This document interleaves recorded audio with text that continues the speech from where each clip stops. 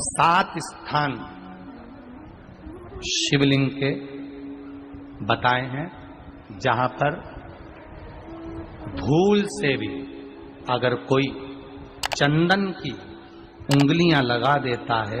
7 स्थान ऐसे हैं जहां चंदन की मात्र उंगलियां लगा देने से ही शिव पितृलोक के पितरों को मुक्ति प्रदान करके वैकुंठ लोक का निवास दे देते हैं। 7 स्थान।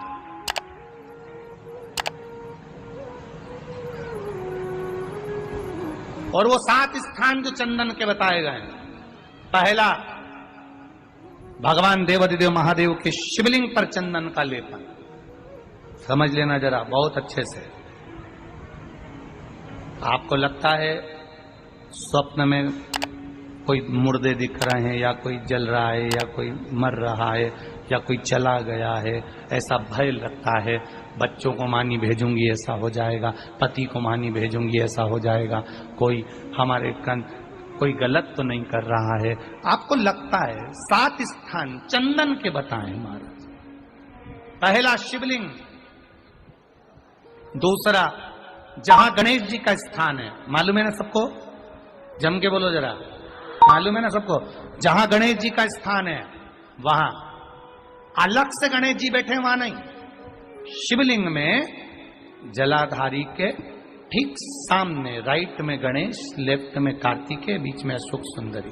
तो पहला चंदन बाबा के शिवलिंग पर, दूसरा गणेश जी पर चंदन की उंगली, तीसरा षडानंद कार्तिकेय पर चंदन की उंगली, चौथा अशोक सुंदरी पर चंदन की उंगली, पांचवा जलाधारी पर चंदन की उंगली, छठा जो शिवलिंग का जल बह रहा है इसके ठीक विपरीत की ओर चंदन की उंगली, और 7वां चंदन नंदी के मस्तक के ऊपर जो 2 सींग लगे रहते हैं उस पर चंदन की उंगली।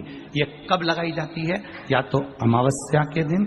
आपको लगता है कि हमारे पूर्वजों का उद्धार नहीं हुआ, हमारे पूर्वजों का कल्याण नहीं हुआ, कहीं अधोगति में कोई चला गया है, उसका बस एक बार, रोज नहीं जरूरत है, प्रतिदिन जरूरत ही नहीं, महीने में एक बार अगर अमावस्या के दिन भी आपने चंदन के थोड़ा सा चंदन अगर मेरे देवाधिदेव महादेव को 7 स्थान पर समर्पित किया है। अशोक यहाँ पर वर्णन कर रही है, मैना, धन्य और कला की कथा कह रही है। तीनों ने सनकादि ऋषियों से मांगा। चंदन भगवान को अति प्रिय होता है, और चंदन ही एक ऐसा होता है जो पितरों को भी प्रिय होता है, जिसका स्पर्श मात्र लगने से पूर्वजों का कल्याण हो जाता है, वो चंदन। अमावस्या के दिन जो नदी, तालाब, बावड़ी, कुआं किसी भी एक जगह पर अपने पूर्वजों का नाम लेकर शाम के समय पर दिया लगाएगा, ये मेरा विश्वास रहता है, उसके लिए कुबेर भंडारी भंडार जरूर बनेगा, पितृ भंडार ये निश्चित। अमावस्या, तुलसी की लकड़ी पानी में घुमाकर, लकड़ी नहीं हो तो माला तो होगी ही, जल में भ्रमण कराकर, जल में घुमाकर, तुलसी की लकड़ी को जल में डालकर स्नान जो करता है, मात्र घुमाना है, लकड़ी डालकर नहीं रखना है, घुमाकर अपने पूजन वाले स्थान पर रख लो, या पानी में पहले से घुमा लो, उस पानी को ले जाकर डाल दो।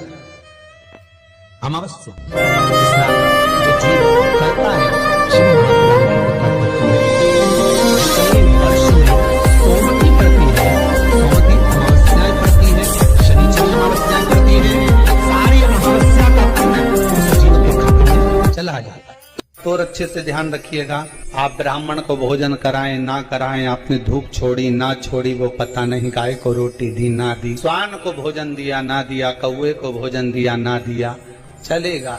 पर अमावस्या के दिन, उस दिन प्रदोष काल में, प्रदोष के समय पर, शाम के समय पर जाकर किसी भी नदी, तालाब, बावड़ी, कुआं, कहीं ना कहीं जो आपके पास में हो, वहां पर एक घी का दिया, बत्ती का मुंह दक्षिण की ओर कर कर अवश्य जला कर जाना, सारे पितृ दोष समाप्त हो जाएगा। निवेदन है, माताओं से निवेदन है, मान लो आपको कोई ब्राह्मण देवता ने कहा कि आपके यहाँ पितृ दोष है, तो आपको घबराना नहीं है कि महाराज जी मुझे क्या करना पड़ेगा, पितृ दोष है एक चावल का दाना घर में से लीजिए, हथेली पर रखिए, पानी का जो मटका होता है, हंडा होता है, पानी का जो मटका है, हंडा है, जहां पर रसोई घर में तुम पानी रखते हो, उस हंडे के पास में, मटके के पास में उस चावल के दाने को लेकर जाइए, अपने पितरों का स्मरण कर स्वधा स्वधा स्वधा स्वधा स्वधा 5 बार बोलकर शंकर भगवान के शिवलिंग पर, तुम्हारे घर में शिवलिंग हो तो घर में, और अगर मंदिर में शिवलिंग हो तो मंदिर में, उस चावल के दाने को चढ़ा दीजिए। कैसा भी पितृदोष होगा समाप्त हो। श्री पार्वती जी की नानी जी का नाम क्या था? सुधा। क्या नाम था? जम के बोलो जरा। सुधा। और ये कोई साधारण सी नानी नहीं है पार्वती जी की, और ना ये नाम कोई साधारण सा।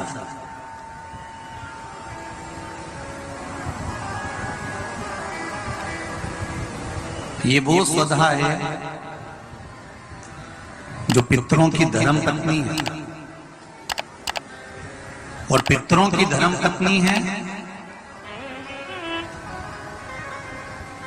अगर घर में, और तुम्हें लग रहा है कि मैं 1 रुपए कमा रहा हूं, 100 रुपए खर्चा हो रहा है, या फिर घर में क्लेश बना हुआ है, या घर में बीमारियां बढ़ी हुई है, तो एक काम करना प्रारंभ कर दो।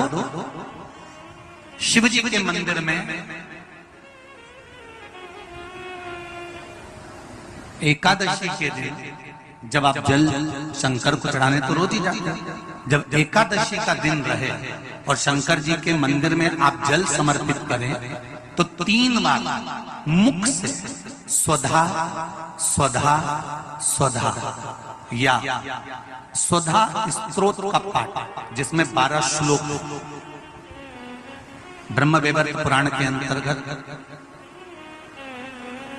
प्रकृति खंड में ब्रह्मा जी द्वारा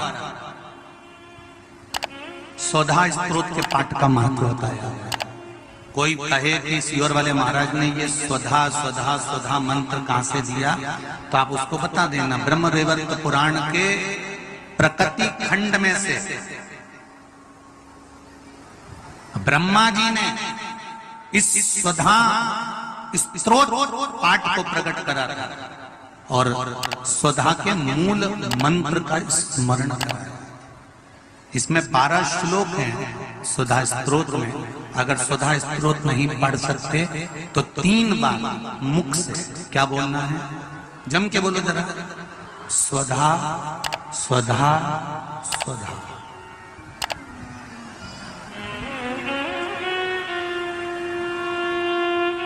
पीछे धा है, हा नहीं तो तुम स्वाहा स्वाहा स्वाहा कर।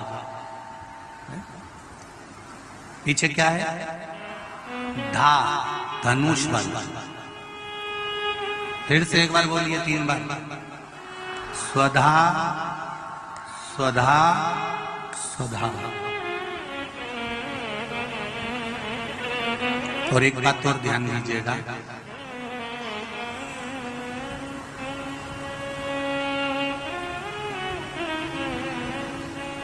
यदि कोई बुद्धि से विकलांग, विवेक काम नहीं कर रहा,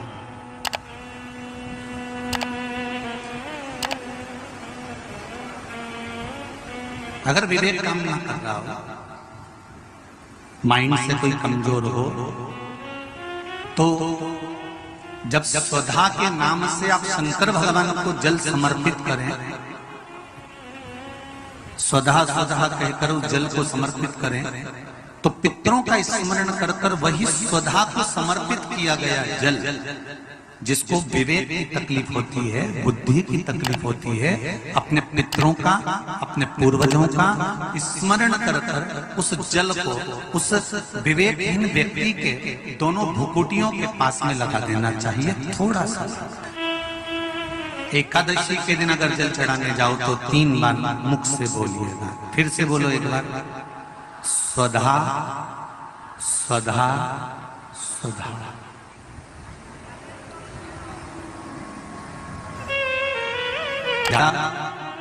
पितृदोष हो, ज्यादा तकलीफ चल रही हो, बहुत ज्यादा कष्ट में हो, तो शिव मंदिर में बैठकर या घर के मटका परिंदा या पूजन वाली जगह पर बैठकर 12 श्लोक का सुधा स्तोत्र का पाठ भी कर सकते। ये पार्वती जी की नानी जी सुधा,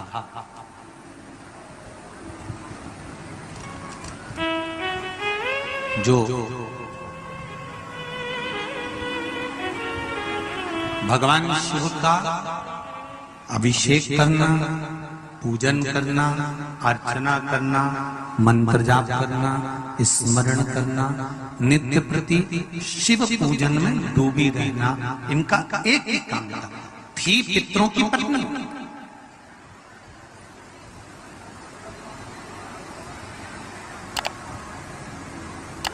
हैं पितरों की पत्नी, पर भक्ति में इनका बल बड़ा प्रबल था। जब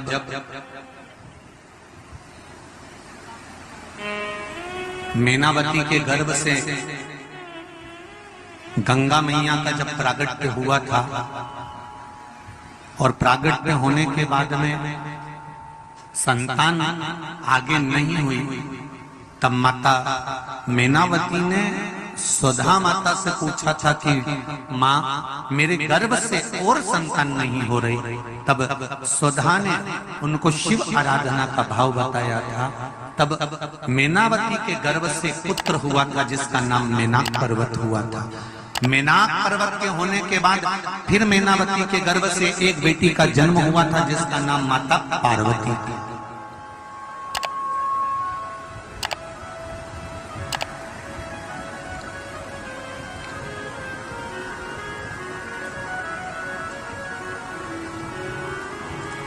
तब उनका नाम माता पार्वती। और माता पार्वती की तब साधना का बल इतना प्रबल था, इतना बल प्रबल था। माता पार्वती जी ने अपनी नानी से जो सीखा था, सुधा माता से जो सीखा था, शिव आराधना का जो भाव माता पार्वती सीख कर बैठी थी, वो माता पार्वती जी ने शंकर की इतनी आराधना करी, इतनी आराधना करी कि देवादिदेव महादेव के साथ में माता पार्वती जी का मंगल विवाह हुआ। ये सुधा से सीखा था। हमारे घर के बच्चों को कोई दूसरा सिखाने वाला नहीं मिलेगा। हमारे घर के बच्चों को हमें सिखाना पड़ेगा। सारी दुनिया की गतिविधि तुम्हारे बच्चों को दुनिया सिखा देगी, पर हमारे कुल का, हमारे घर का, हमारे सनातन धर्म का संस्कार हमारे बच्चों को कोई दूसरा नहीं सिखाएगा। सिखाना घर के माता पिता को पड़ेगा, कोई दूसरा नहीं सिखाने वाला। आपके बच्चे को मोबाइल चलाना किसने सिखाया? तुमने सिखाया क्या? अरे जम के तो बोलो री जी। आप अपने बच्चों को कभी मोबाइल चलाना नहीं सिखाओगे, फिर भी बच्चा मोबाइल चलाना सीख जाएगा। जितना तो तुमको नहीं आता उससे जोरदार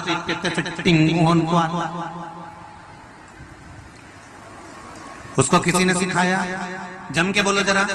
नहीं, अपने आप सीख गया। क्योंकि आज की जो जनरेशन है, आज के जो बच्चे हैं, इनको कुछ सिखाने की जरूरत नहीं होती। आज के बच्चे अपने आप टीवी देख देख के, जो माताएं दिन भर डॉक्टर कह देता बेड रेस्ट करो, और बेड रेस्ट मतलब पलंग पे पड़ी रहो, दिन भर नाटक देखती रहो, तो नाटक देखते देखते देखते देखते देखते देखते वो अंदर से जो देख रहा। श्री शिवा नमस्तुभ्यम, हर हर महादेव। दोस्तों, जैसे कि गुरुजी ने अमावस्या के दिन का उपाय बताया है, इतने उपाय में से जो भी उपाय आपको सरल लगे, करने में जो भी आपको सही लगे, उस उपाय को आप लोग जरूर करिएगा।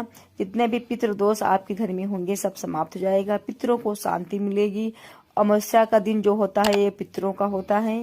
तो जैसे जैसे गुरुजी ने चावल का उपाय बताया, 7 चंदन का उपाय बताया, और जैसे गुरुजी ने और जो सारे उपाय बताए, इन सब उपायों को आप ध्यान से सुनिएगा, और जो समझ में आए, आपको सरल लगे, उस उपाय को आप अपने पितरों के लिए जरूर करें, जिससे कि आपके घर में शांति बनी रहे, सुख संपद धन संपदा बनी रहे। श्री शिवाय नमस्तुभ्यम। दोस्तों, मिलते हैं नेक्स्ट वीडियो में नए उपाय के साथ। तब तक के लिए हर हर महादेव। अगर आपको श्री महापुराण से जुड़ी जानकारी आपको चाहिए, या आपको जो भी उपाय करना है, आप हमारे चैनल को सब्सक्राइब करें, जिससे कि जो भी हम वीडियो या उपाय डालें आप तक जल्दी से पहुंच सके और उपाय को आप कर सकें। अब वीडियो को ज़्यादा